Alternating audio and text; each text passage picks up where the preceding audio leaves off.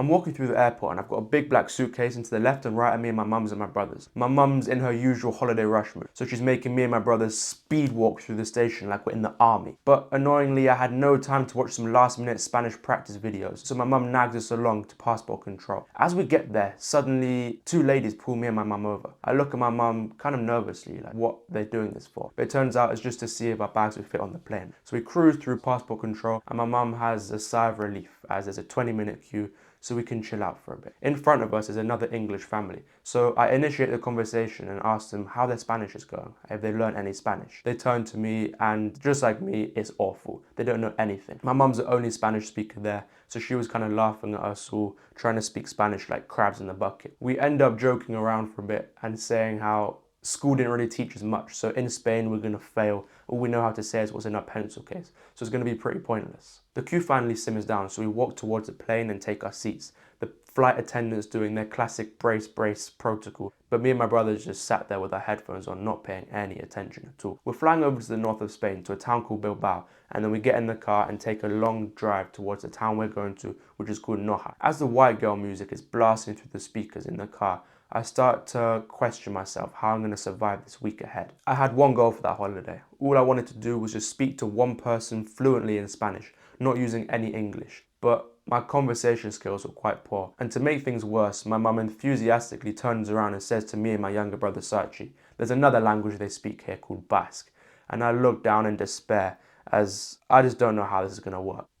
The first few days in Spain were fine. I managed to get along quite well. At the calisthenics park, I was speaking to this old guy for a bit, and I spoke to lots of beautiful women on the beach. But the thing is, I was using a mix of English and Spanish. I still hadn't reached my goal of having a fluent conversation, speaking purely Spanish. So I was getting a bit annoyed, and I felt kind of lazy when I couldn't speak their language when I was in their country. Later on in the week, me and my mum and my older brother Keone woke up really early. We rushed downstairs towards the garage and my mum sped off down to the coast. We were late once again. My mum had set up a snorkeling trip for us where we would see loads of different sea creatures and swim around the sea pools. As we pulled up to the cliff, there was another family there. There was a family of three, then there was two ladies. They all spoke Spanish, but to my surprise, when I started speaking to them, they managed to speak a bit of English. So I kind of had a sigh of relief as I didn't have to speak any Spanish to them. I could just do my English, and it's going to be a nice little break from all the Spanish attempts that I had that week. 20 minutes later, we're all surrounding the instructor in the pool. He's trying to go under the rocks to find something.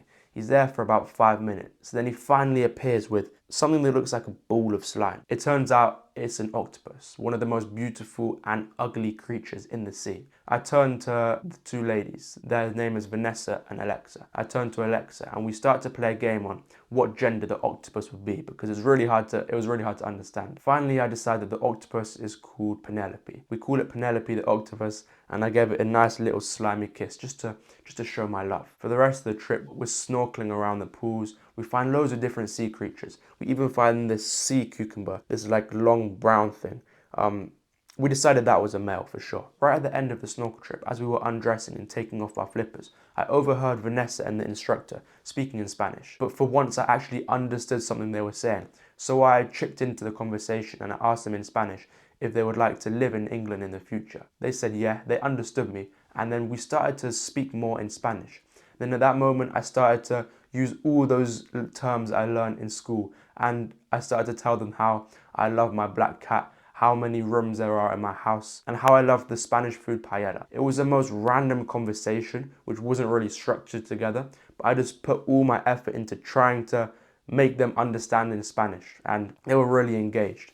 Everyone started laughing as I accidentally said my favorite food to eat is cat, and they probably thought I was from some Asian country or something. They probably thought I was a weird person. But then everyone was engaged, everyone was laughing. And then I continued to speak to the instructor for a bit. He said we should swap houses. And this was all in Spanish as well. All the Spanish I learned back then was slowly coming together. And then we climbed back up the cliff, up the ladders, up the ropes. And I left that snorkel trip with a sense of pride, with a sense of, okay, I actually managed to speak to someone in their language without using English, and it felt amazing.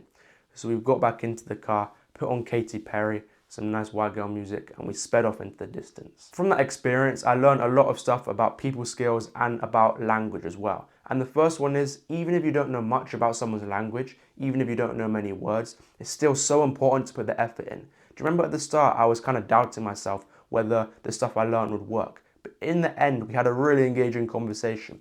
I made everybody laugh, and people were impressed by my efforts. They actually have respect for you, and they will appreciate you more if you put some effort into it. Because if you just whip out Google Translate and then you try to speak to them in your actual language, they're gonna think you're a little bit lazy. They're gonna pay a little bit less respect to you. Like, for example, everyone that comes to the UK, they all speak English. Like, when I meet up with people at the gym, they all speak English. They don't speak their home language. They actually make an effort to speak English. And even if their English isn't that good, I respect them so much more rather than if they were just trying to whip out Google Translate. And sometimes it's funny when you mess it up. And even if you mess it up, people can teach you. Like, when I was on the beach approaching all these hot Spanish girls, loads of their names like had the R sound, like when you roll the R, like I can't do the rolling R sound. So when I like said their name back to them, it looked like I was a cat blowing raspberries. I was like, so your name is... It was so funny. And they were laughing their head off. So even if you mess up something, even if you try to say something in their language, but it doesn't really go that well, still try it. Like, they're gonna respect you so much more, and they're gonna teach you if you mess up. And so say something you could say is, when you meet someone that speaks a different language, or when you're in a different country, you can just say, so how do I say this in your language? And then another thing I learned from that trip is when you can speak about people's culture, when you can speak about people's backgrounds, their ethnicities, you can have such engaging and interesting conversations. Like, I had lots of these conversations in Spain, but even before this, in the taxi ride to the airport, this was in the UK as well.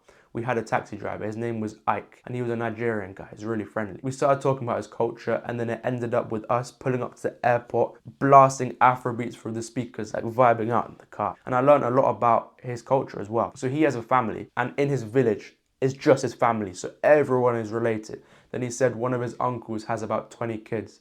And I was like, he must be a very active man then. And then he told me lots about how he goes back in the summer to live in Nigeria, and he's treated like a king due to the currency rates. So some questions that I like to ask people, which you guys should do as well. Ask someone, so what's the best music in your country? Or how do you prefer this country to this country?